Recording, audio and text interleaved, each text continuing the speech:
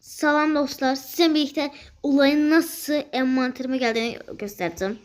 Evet. İlk önce arkadaşlar geldim. Dedim Steven kötü şeyimi merhaba gidip bana Yiğit'i verdi. Karşımda dedi. Salam dostlar. Sonra geldim Shadow'la Yiğit'i koydum bana kontrol verdi. Kontrolü koydum bana Kitsune verdi. Kitsune'yi bunlarla değiştirdim. Bir anda şeyle. Ne adı? Dostlar adam sinirim bozuktu. Önce adam bana emci direkt da atmadı. Dedi dostlar. Sonra dostlar bunları aldım. Kitsune'yi satıp bunları aldım. Rumble ama narıncı yaşıl. Yaşıl Rumble'ı aldım. Geldim.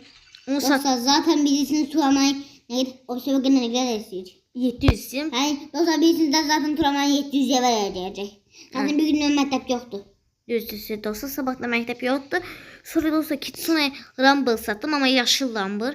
O sonra buna da gaz aldım envanterim böyle oldu.